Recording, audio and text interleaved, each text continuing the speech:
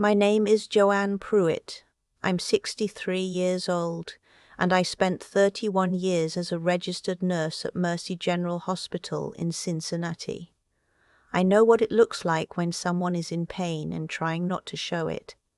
I've held the hands of strangers during the worst moments of their lives. I know how to stay calm when everything around me is falling apart. I thought that made me strong. I was wrong. It just made me better at hiding. I'm telling this story because my best friend Barbara said I should. She said, "Joanne, if you keep carrying this alone, it's going to eat you alive." Barbara has known me since 1987.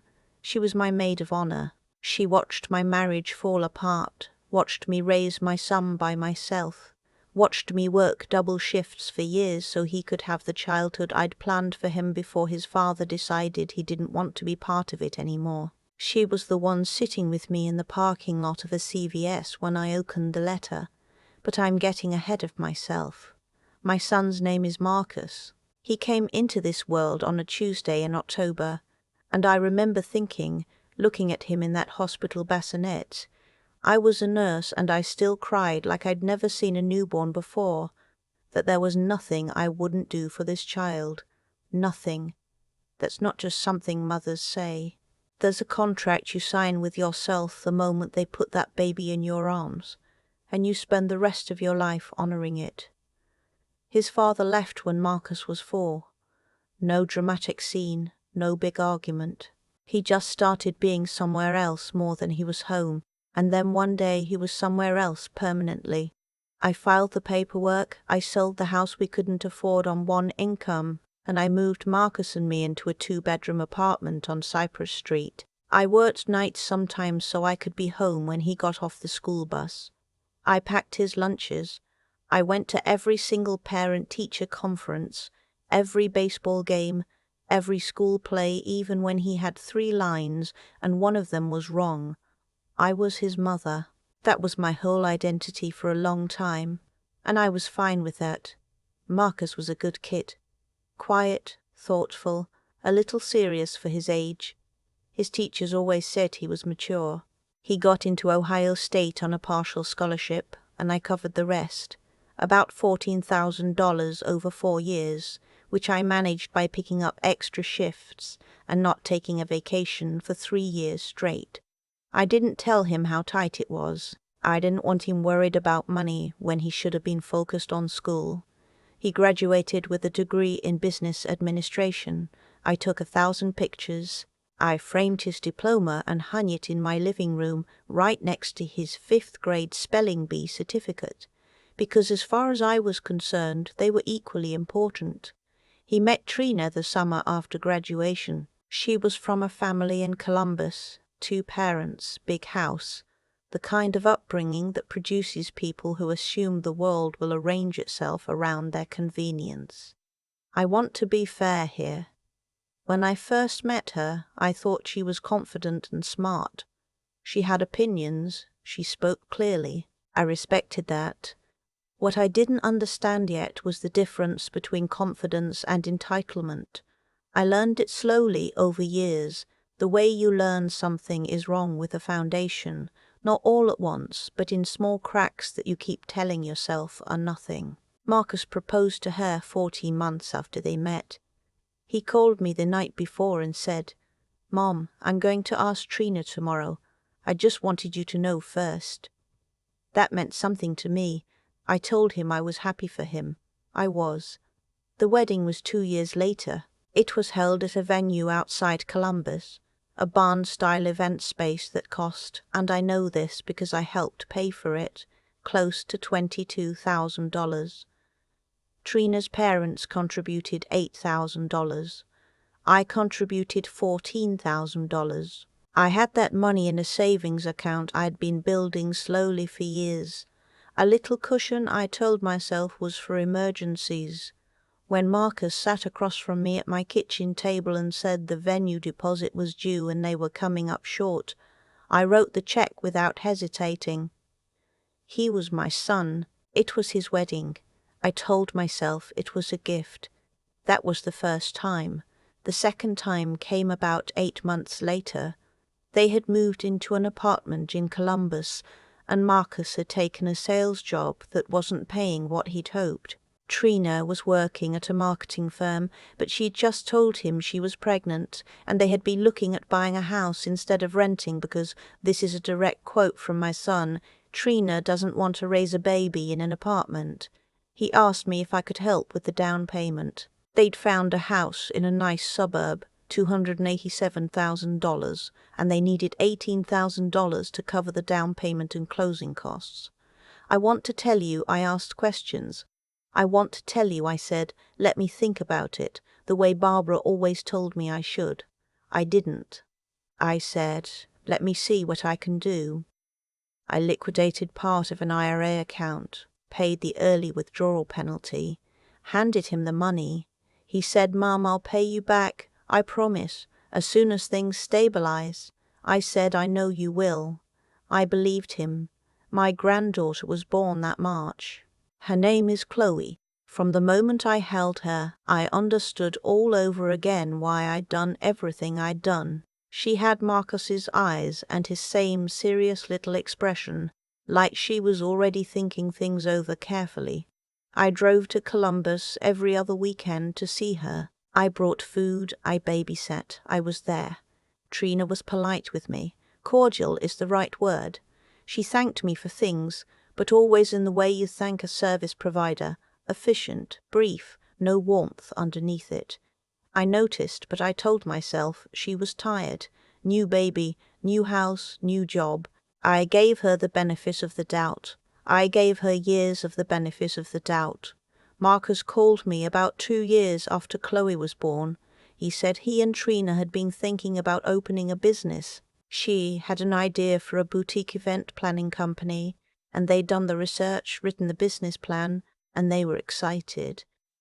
They needed startup capital, equipment, a website, a business license, marketing, 3 months of operating expenses. He said they'd talked to a small business loan officer and been told they didn't have enough established business credit yet.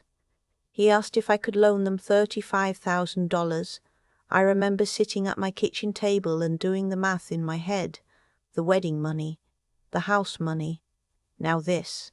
It was already over $50,000 when you added it up. I'd never seen a single dollar come back. I said, Marcus, have you paid back anything from before? He said, Mum, I told you I would when things stabilize. We're still getting established. I said, okay, I know. I had a 403b through the hospital, a retirement account I'd been contributing to for 26 years. I took a loan against it. You can do that, borrow from yourself, and repay with interest. I told myself it was smart because at least I'd be paying myself back. I gave Marcus the $35,000. The business launched. Trina had a gift for it, genuinely. Her events looked beautiful on the Instagram page Marcus showed me. I followed the account. I liked every post. I was proud of them. But Marcus stopped calling as much after that. It wasn't sudden. It was gradual, like everything else. 2 calls a week became 1. 1 became every couple of weeks. I started being the one to initiate. Sometimes he'd answer. Sometimes he'd text back a few hours later. Busy, we'll call soon. He usually did, eventually. But something had shifted and I couldn't name it. Trina stopped being cordial. It happened so slowly, I kept rationalizing it. She'd be short with me when I called the house. She'd have plans whenever I suggested a visit. One Easter I drove the 2 hours to Columbus with a ham and 2 pies and a bag of toys for Chloe. And when I got there, Trina opened the door and said they were actually heading to her parents' place. She'd forgotten to tell Marcus to call me. I stood on the porch holding a foil-covered ham for a moment before I said that was fine and drove home. I told Barbara about it. She said, Joanne, that's not an accident. I said she was being uncharitable. The 3rd request came 4 years after the 2nd. Marcus called on a Tuesday afternoon, and he sounded tense in the specific way he always sounded when he needed something. Overly casual at first, lots of small talk, then a long pause before the real reason for the call. He said the business had grown, they were doing well, but they wanted to move. The Columbus suburb was getting expensive. Trina had found a neighborhood she loved, better school district for Chloe, and they'd found a house listed at $450,000. They needed help with the down payment again, because they put most of their savings back into the business. He asked for $22,000. I told him I needed to think about it. I did for exactly 3 days. Barbara told me not to do it. She said, "You're 61 years old. You're going to need that money." I told her I had enough. I told myself I had enough. I looked at my accounts and I had enough if nothing went wrong. Nothing was supposed to go wrong. I transferred the money. They moved into the new house. I saw pictures on Facebook. Trina posted about it. The kitchen renovation they'd already started. The backyard where Chloe had a swing set. I wasn't in any of the pictures. I'd never been invited to see the house in person. I told myself they were still settling in. That August, Trina's parents had a party at their home. I know because Marcus mentioned it. A big birthday celebration for Trina's father, who was turning 65. Extended family, friends, neighbors. I asked Marcus how it went. He said it was great. He didn't mention that I might have been invited. I didn't ask. The following June was Chloe's 6th birthday. I found out about the party through a photo Trina posted publicly on Facebook. Chloe in a princess dress. About 30 people in the backyard of their new house, balloons, and a custom cake. I recognized some of Trina's family members in the photos. I had not been told there was a party. I had not been invited. I had sent Chloe a card with a gift card inside through the mail because I didn't know when her celebration was. I called Marcus that evening. He answered. I said, "I saw Chloe's birthday photos. It looked like a beautiful party." He paused and said, "Yeah, it was nice. Trina planned the whole thing." I said, "I didn't know you were having a party." He said, "Yeah, it was kind of last minute." It was not last minute. There were custom decorations and a 3-tiered cake. I hung up after we said goodbye and I sat in my kitchen for a long time. I still didn't say anything. I don't know how to explain that to people who haven't been in it. You keep thinking the next thing will be different. You keep thinking you're misreading it. You keep thinking, this is my son, this is my son, this is my son, this is my son, and surely that means something. 2 months later I found a lump. I found it myself, in the shower the way women do. I'm a nurse, I know how to stay calm, I know how to triage, I know how to follow the steps. I called my doctor that morning, mammogram within the week. Ultrasound, biopsy. Then I sat in an exam room and a doctor I'd worked alongside for 9 years told me the results. Breast cancer, stage 2, treatable, but I would need surgery, then chemotherapy, then radiation. We would start as soon as possible. I drove to the CVS down the street from the hospital. I don't know why, I just couldn't go home immediately. I sat in the parking lot and I called Barbara and she was there in 11 minutes. We sat together for a long time and then she said, "Have you called Marcus?" I called him that night. He answered on the 3rd ring. I told him. I tried to be calm and factual, the way I'd learned to deliver hard news. I said, "I got my biopsy results today. It's breast cancer, stage 2. I'm going to need treatment." There was a silence. He said, "Oh, Mum, okay, what does the doctor say?" I told him it was treatable. I told him what the plan was. He said, okay, that's good, that it's treatable." He said he would call me tomorrow. He called 4 days later. I started treatment in October. Surgery first, then the chemo. I won't tell you the details of chemo because if you know, you know, and if you don't, there aren't words that quite cover it. I was on medical leave from the hospital. My income, for the first time in 31 years, stopped. I sat down one evening in November, wrapped in a blanket on my couch because I was always cold by then, and I opened my laptop and I looked at my accounts. Really looked.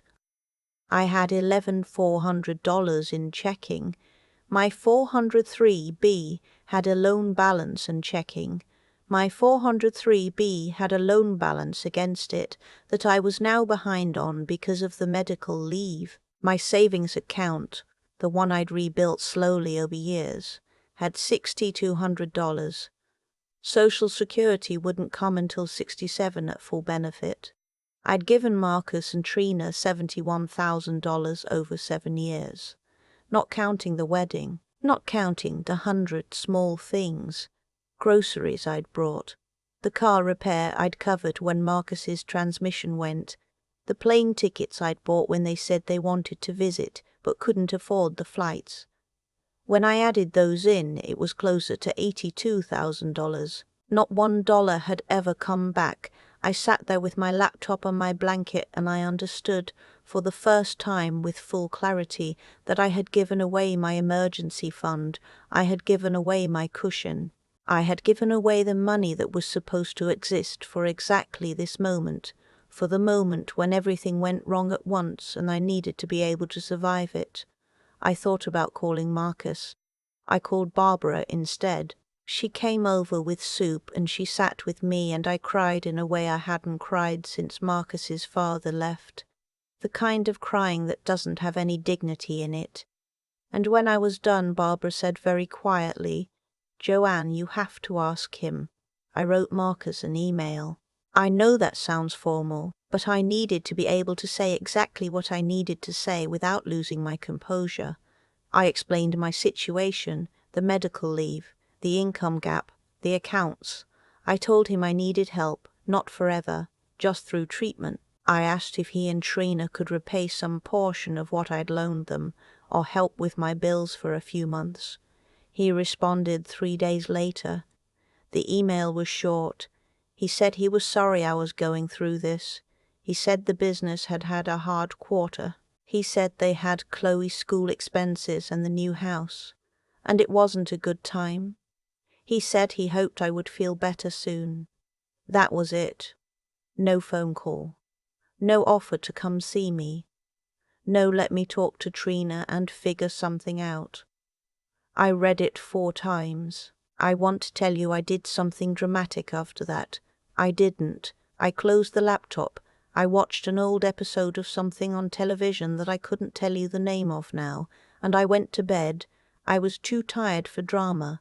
Chemo takes everything, but something had changed in me finally. Quietly and completely, something had shifted. In December I got a text from Marcus. It said there was a holiday dinner at their house on the 21st, immediate family, and he wanted to know if I was feeling up to coming.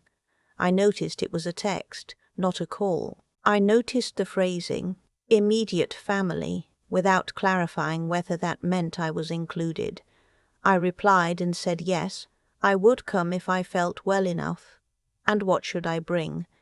He said, just yourself. I drove to Columbus on December 21st. It was cold. I'd lost some weight from treatment, and my coat was loose on me in a way that made me feel like a person, wearing someone else's clothes. I stopped at a bakery and bought a pie because I couldn't show up empty-handed. That's not who I am. I drove the 2 hours. I found the house I'd never been inside, with the porch lights on and cars in the driveway I didn't recognize. I knocked on the door. Trina opened it. She was dressed for a party, hair done, a glass of something in her hand. She looked at me and there was a half-second where I saw something cross her face that wasn't surprise and wasn't welcome. She said, "Joanne." "Oh." A pause. "Marcus didn't call you." I said, "He texted me an invitation." She said he was supposed to call you. "This dinner is actually just for our family. My parents are here, my sister, her husband. We should have been clearer. I'm sorry for the confusion." I said, "I'm his mother." She said, "I know, and I'm sorry. It's just a small thing. For our family." I stood on the porch with a bakery pie in my hands. I could hear voices inside. I could hear Chloe laughing somewhere in that house, the laugh of the little girl who had no idea her grandmother was standing on the other side of the door. Marcus appeared behind Trina. He looked at me. He did not move her aside. He did not open the door wider. He looked at me the way you look at a situation you've already decided not to involve yourself in, and he said, "Mum, I thought, I'm sorry, it's kind of a family thing tonight." I said, "I see." He said, "I'll call you tomorrow. We'll do something, just us, before Christmas." I said, "Okay, Marcus." I walked back to my car. I set the pie on the passenger seat.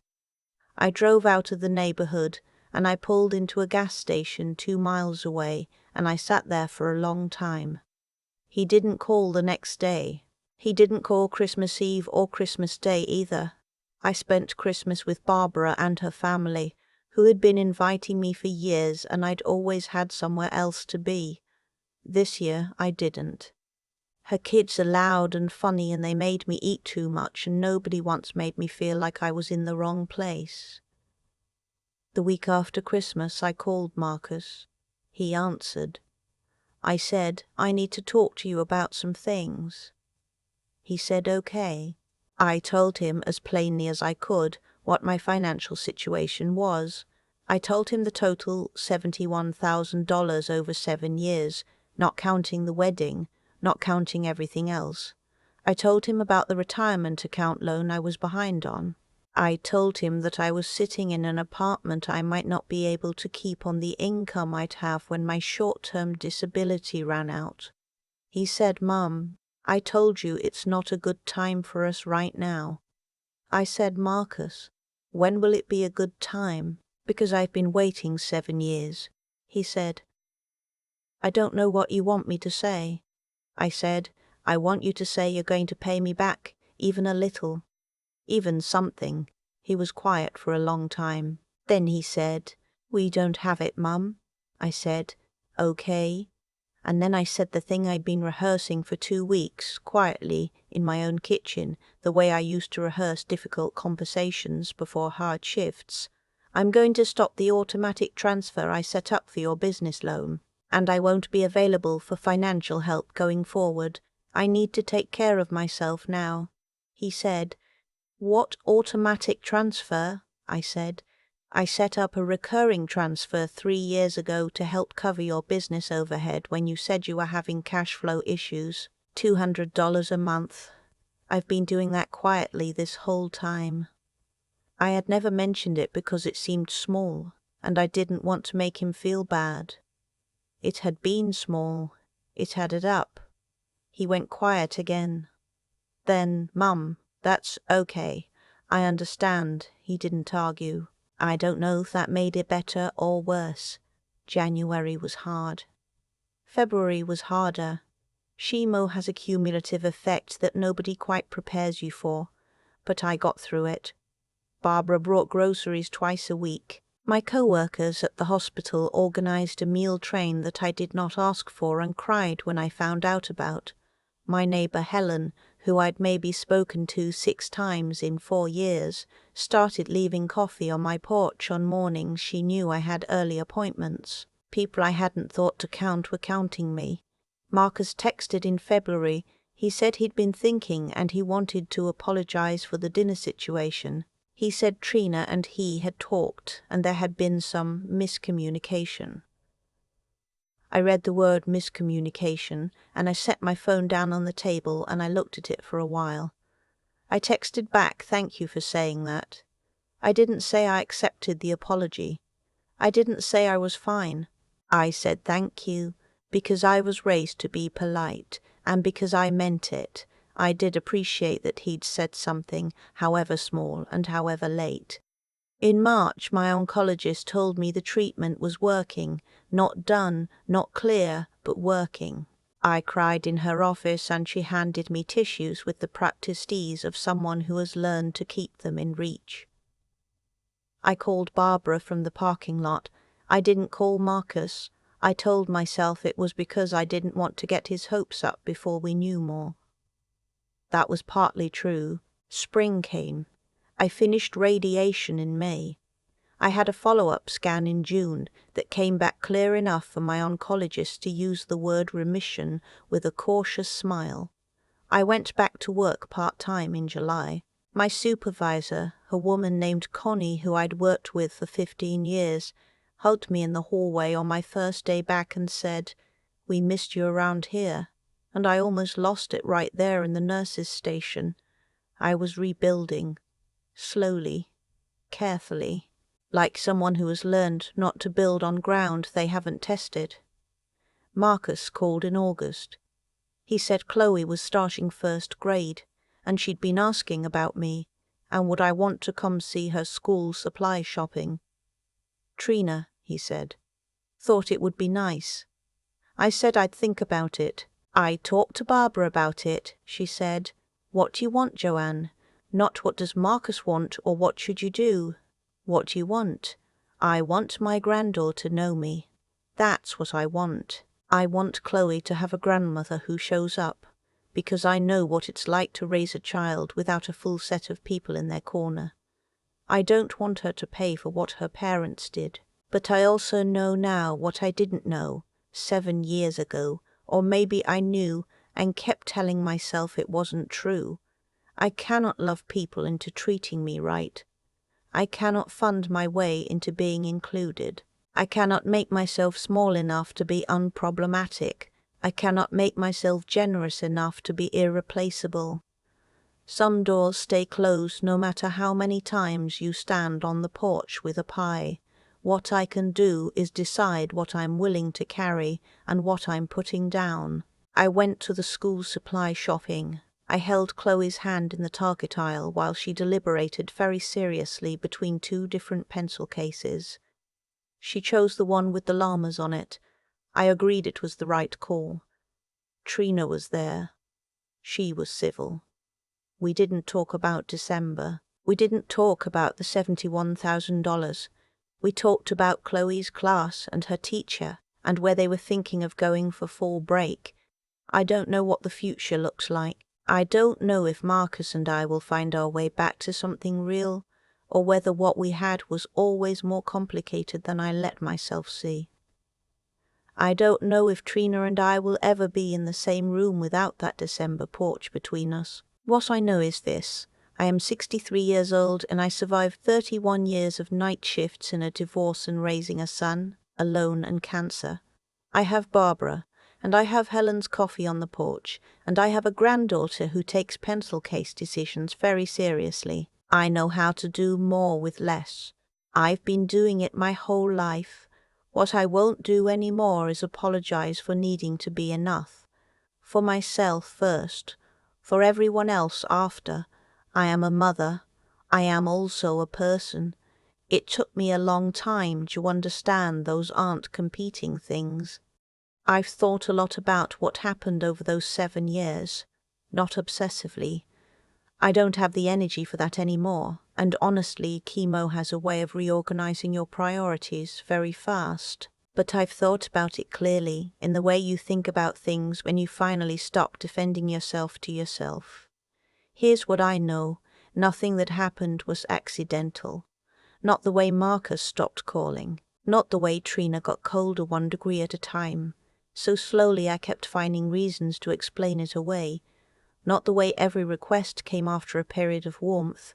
Just enough warmth to make me feel like things were fine, like I was imagining the distance. None of it was random. Actions accumulate. Patterns don't lie even when people do. I kept choosing not to see the pattern, because seeing it meant accepting something I wasn't ready to accept.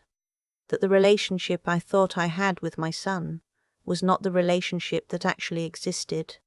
That's not Marcus being a monster. There's something quieter and harder to name. It's what happens when someone learns, over years, the love from a particular direction comes without conditions or consequences.